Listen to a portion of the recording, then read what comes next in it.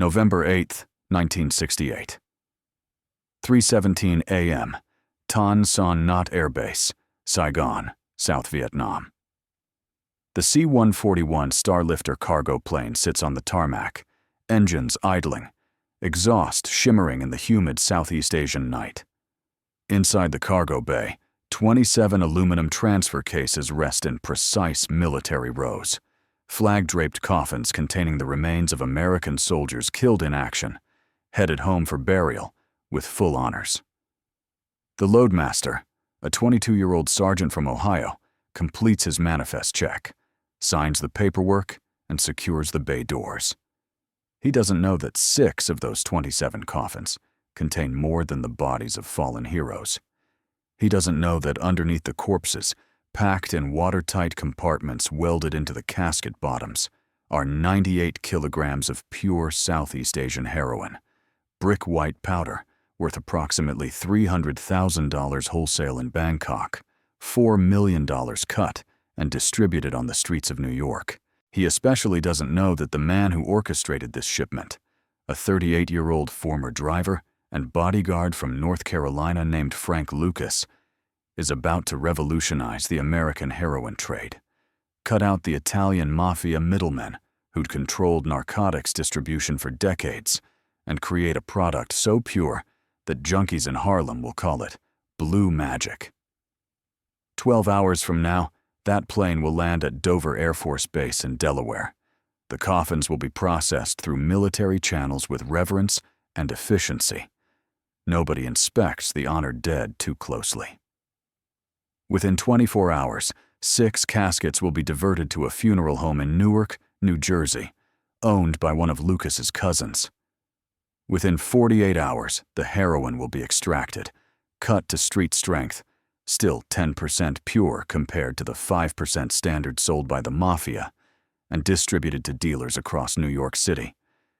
Within a week, Blue Magic will be the most sought-after heroin in America, and Frank Lucas will become the richest black gangster in the country, controlling a distribution network worth $1 million daily. All of it built on a supply chain that runs from the Golden Triangle through American military logistics to the streets of Harlem, hidden in the coffins of men who died believing they were fighting for freedom. But right now, at 3:17 a.m. on November 8, 1968, those coffins are just aluminum boxes on a military transport. The loadmaster gives the all-clear signal. The pilot guns the engines. The C-141 Starlifter lifts off, carrying its deadly cargo toward American soil, and Frank Lucas's gamble, the one that will make him a millionaire and eventually land him in federal prison, begins its journey home. 18 months earlier, April 1967. Frank Lucas learned the heroin business the same way he learned everything else, by watching, listening, and identifying opportunities other people missed. Born in LaGrange, North Carolina in 1930, he'd arrived in Harlem in 1946 with $400 and ambitions that exceeded his 6th grade education. By 1952, he was working for Ellsworth Bumpy Johnson, Harlem's most powerful black gangster, a man who controlled numbers rackets, protection operations, and heroin distribution across Upper Manhattan. Bumpy Johnson was old school. He worked with the Italian Mafia families that controlled New York's drug supply, purchasing heroin that had been imported from Sicily, cut multiple times, and distributed through established channels. The arrangement was profitable but fundamentally unfair. Italian mobsters took 80% of the profits, while black dealers in Harlem, the ones actually taking the street-level risks, survived on the remaining 20%. Lucas absorbed these economics during 15 years as Johnson's driver, bodyguard, and eventually trusted lieutenant. He saw how the supply chain worked. Heroin originated in Turkey or Southeast Asia, got processed in Sicily, was smuggled into New York by Mafia-connected importers, then distributed through a network controlled by the 5 families. At each step, the price increased and the purity decreased. By the time heroin reached Harlem streets, it was 5% pure, cut with quinine, lactose, and whatever else maximized profit margins. When Bumpy Johnson died of a heart attack in July 1968, collapsing in a Harlem restaurant, 62 years old, leaving no clear successor, Frank Lucas saw his opportunity. He could take over Johnson's operation, continue buying from the Mafia, and maintain the status quo. Or he could do something unprecedented, cut out the Italian middlemen entirely, establish his own supply source, and keep 100% of the profits. The question was where to find pure heroin in quantities large enough to supply Harlem's demand. The answer came from an unexpected source: the Vietnam War. The Golden Triangle connection. By 1967, the war in Vietnam had created a narcotics boom in Southeast Asia that dwarfed anything the world had seen before. The Golden Triangle, the mountainous region where Laos, Thailand, and Burma meet, produced approximately 70% of the world's opium. Local warlords, communist insurgents, and corrupt military officials all profited from the trade, which generated hundreds of millions of dollars annually. American military presence in the region created new opportunities. U.S. servicemen, traumatized by combat and surrounded by cheap heroin, became customers. Corrupt South Vietnamese officials, many of whom controlled opium refineries, needed distribution networks, and American military logistics, cargo planes, supply ships, military postal services, offered smuggling routes that civilian operations couldn't match. Frank Lucas understood this the way Meyer Lansky had understood Cuba's potential in 1946. As a convergence of factors, creating unprecedented opportunity. If he could establish a connection in Southeast Asia, purchase heroin directly from producers, and use military channels to smuggle it into America, he could sell a superior product at lower prices while making exponentially higher profits than the Mafia. The plan required three components: a supplier in Southeast Asia, a smuggling method that avoided normal law enforcement scrutiny, and a distribution network in New York, capable of handling massive quantities. Lucas already had the third component, Bumpy Johnson's organization, which he'd inherited after the old boss's death. The first two would require a trip to Bangkok. Lucas flew to Thailand in September 1967, carrying $50,000 in cash and an introduction to a Chinese-Thai businessman named Sammy Liu, who controlled several heroin refineries in the Golden Triangle. The meeting, held in a Bangkok restaurant that served as Liu's office, established a partnership that would endure for 6 years. Lucas's proposal was straightforward. He'd purchase pure heroin at wholesale prices, $4,000 per kilogram, compared to the $20,000 the Mafia charged for already cut product. He'd handle all smuggling and distribution. Liu would simply supply the product in quantities Lucas specified, initially 100 kilograms monthly, potentially scaling to 500 kilograms as the operation grew. Liu asked the obvious question: how would Lucas smuggle that quantity into America without getting caught? Every known route, commercial flights, shipping containers, human couriers, was monitored by U.S. Customs and the Bureau of Narcotics. Moving 100 kilograms monthly required infrastructure and protection Lucas shouldn't have access to. Lucas's answer revealed the audacity of his vision. He'd use American military logistics.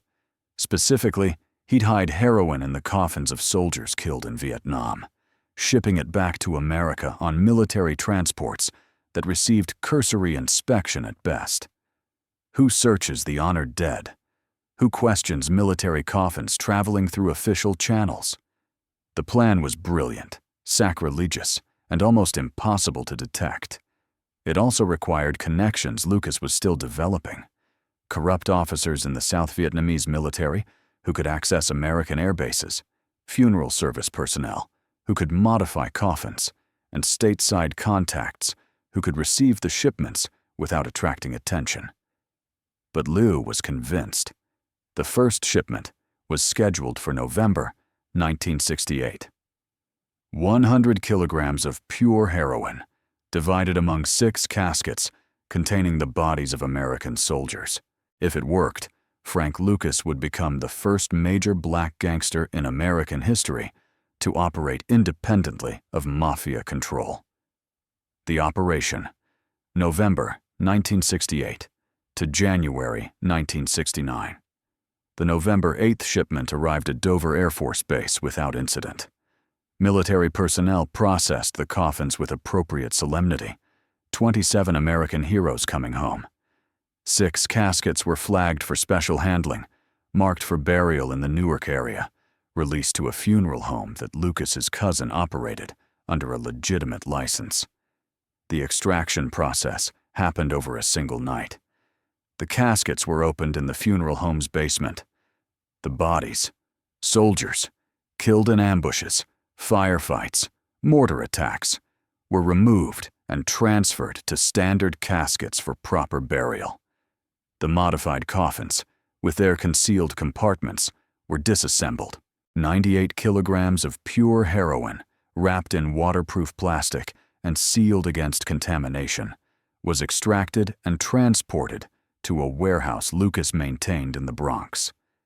The cutting process was methodical. Lucas had hired a chemist, a graduate student from NYU who needed money and didn't ask questions, to maintain quality control. The heroin was cut to 10% purity, twice as strong as the Mafia's standard 5% product, using lactose and quinine. This created approximately 980 kilograms of street-ready product, worth roughly $4 million retail. Lucas branded it Blue Magic, a name designed to create mystique and separate his product from competitors. The branding worked. Within 2 weeks of Blue Magic hitting Harlem streets, dealers and junkies were asking for it specifically. The superior purity meant customers got higher with less product, which meant they came back faster, paid more willingly, and spread the word that Lucas's operation sold the best heroin in New York. The economics were staggering. Lucas had paid $400,000 for 100 kilograms of pure heroin. After cutting and distribution, that investment generated $4 million in revenue. Even accounting for operating costs, bribes, and payments to his distribution network, Lucas cleared approximately $2.5 million profit per shipment. By January 1969, he was running 3 shipments monthly, generating $7.5 million in profit every 30 days. Within 6 months, Frank Lucas would be worth more than $50 million, richer than most Mafia bosses, richer than almost any black man in America, legitimate or otherwise. The Empire, 1969 to 1973. Success brought expansion. Lucas recruited family members from North Carolina, creating a distribution network bound by blood loyalty rather than the fragile alliances that governed most criminal organizations. His brothers, cousins, nephews, all were brought to New York, given territories, and taught the business of moving heroin from wholesale to street-level sales. The organization operated with military precision. Each family member controlled specific blocks in Harlem, the Bronx, and eventually Brooklyn. They sold only Blue Magic, maintaining quality control that kept customers loyal. Violence was used strategically to eliminate competition, enforce payment, and maintain territorial boundaries. But Lucas avoided the indiscriminate brutality that attracted law enforcement attention. He also invested in legitimate businesses, nightclubs, car washes, real estate. The cash from heroin sales needed washing, and Lucas understood that appearing legitimate was as important as actual profit. He purchased a mansion in Teaneck, New Jersey, drove expensive cars, wore custom suits, and cultivated an image of success that seemed plausible even if the source was suspect. The Mafia noticed. By 1970, Italian mobsters who'd controlled Harlem's heroin distribution for decades were losing market share to a black operator who shouldn't have existed. They made inquiries, discovered Lucas was operating independently with his own supply source, and initially didn't believe it. The idea that a black gangster from North Carolina could establish a direct connection to Southeast Asian suppliers seemed impossible. When they confirmed it was true, the response was predictable: intimidation, then violence. Lucas's dealers were beaten, his territories encroached upon, his operations harassed. The Mafia expected Lucas to either submit to their control or be eliminated. Lucas's response was to double down. He increased shipments, expanded territories, and hired muscle. Vietnam veterans who'd learned violence in the jungle and brought those skills home. When Mafia soldiers tried to muscle into his operations, they were met with overwhelming force. Several ended up dead, dumped in the East River as a message. Harlem was Lucas's territory now. The war lasted 6 months before the Mafia backed down, not out of fear, but from pragmatic calculation. Lucas was making too much money to eliminate easily, controlled too much territory to seize without a full-scale conflict, and had proven willing to match violence with violence.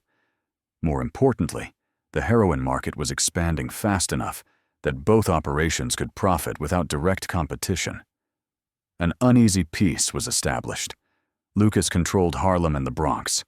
The Mafia maintained their traditional territories downtown and in Brooklyn. Both organizations made money, avoided direct conflict, and focused on the real enemy: law enforcement, the investigation. 1971 to 1975. The Drug Enforcement Administration, formed in 1973 from the merger of several federal drug agencies, had been monitoring Frank Lucas since 1971. Initially, they didn't understand what they were seeing: a black gangster in Harlem moving quantities of heroin that should have required Mafia connections, selling a product purer than anything on the streets, generating wealth that seemed impossible for an independent operator.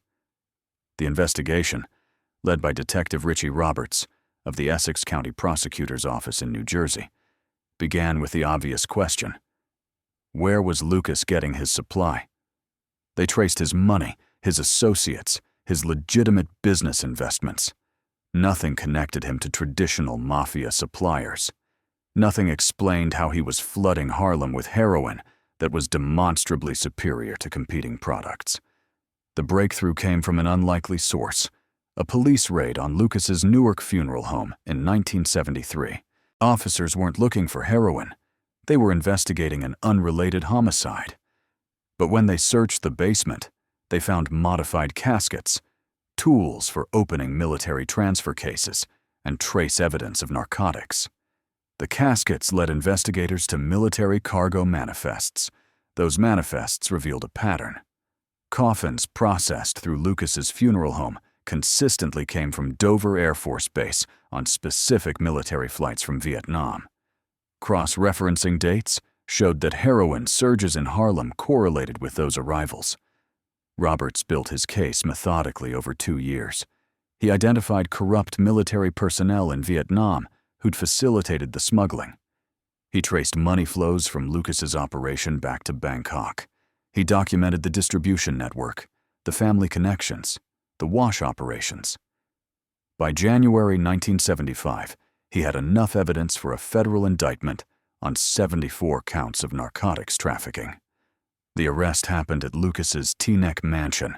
Federal agents surrounded the property at dawn, executing a warrant that authorized search and seizure of everything Lucas owned. They found $584,000 in cash hidden in various locations throughout the house. They seized cars, jewelry, property deeds, and business records.